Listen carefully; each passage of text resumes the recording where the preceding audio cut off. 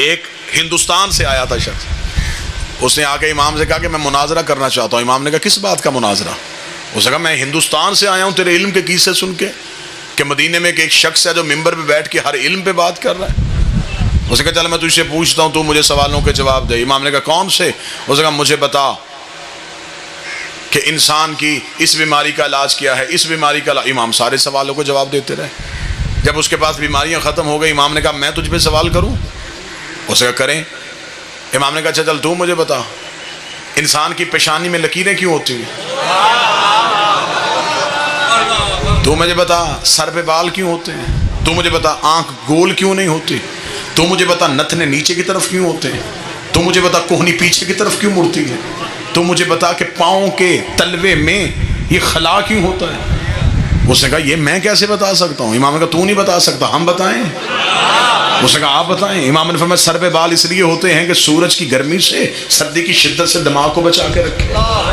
اس نے کہا اچھا۔ مولانا نے فرمایا ہم آگے تمہیں بتاتے ہیں پیشانی پہ لکیریں اس لیے ہوتی ہیں کہ سر کا پسینہ آنکھوں میں نہ آئے۔ اس نے کہا یہ آنکھ کا آنسو نمکین کیوں ہوتا ہے؟ اب یہ جو بزرگ بیٹھیں گے یہاں داد یہ دیں گے۔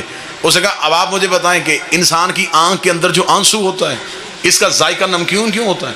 امام نے فرمایا اس لیے کہ آنکھ کے اندر چربی ہوتی ہے، چربی محفوظ کرنے کے لیے نمک لگانا پڑتا ہے۔ کان کا پانی اس نے کہا کڑوا کیوں ہوتا ہے؟ امام نے کہا اس لیے اگر کان کا پانی کڑوا نہ ہوتا تو انسان سوتا تو کیڑے کان کے اندر چلے جاتے۔ اس نے کہا آنکھ گول کیوں نہیں ہے؟ امام نے کہا آنکھ گول ہوتی انسان جو دوا لگاتا وہ بہہ جاتی۔ اس نے کہا ناک کے نتنے نیچے کی طرف کیوں ہیں؟ امام نے کہا اس لیے کہ سانس کھینچ کے دماغ کو پہنچا۔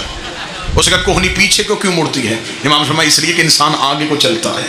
اس نے کہا ہتھیلی پہ بال کیوں نہیں ہوتے؟ فرمایا اس لیے کہ انسان چھو کے کسی چیز کو پہچان سکے۔ اس نے کہا پاؤں کے تلوے میں خلا کیوں ہوتا ہے؟ فرمایا پاؤں سیدھا ہوتا تو انسان چلتے ہوئے تھک جاتا۔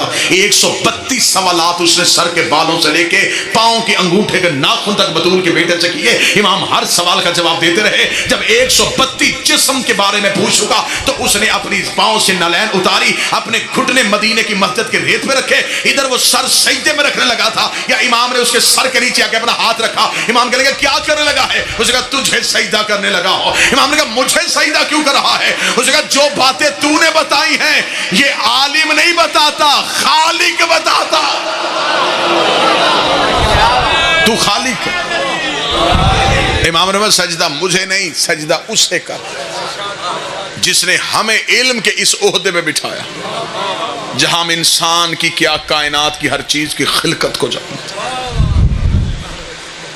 فخر کیا کرو تم پوچھنے والوں کے ماننے والے نہیں، بتانے والوں کے اماموں کے ماننے والے ہیں۔ جتنا سینہ چوڑا کر کے زندگی گزارو اتنی گزارو، جیب میں ایک ٹکا نہ ہو، جیو فخر سے۔ وہ پیسہ امیری نہیں، علی کی ولایت امیری۔ زیادہ دولت والا بندہ امیر نہیں ہوتا، علی ولی اللہ والا بندہ امیر ہوتا۔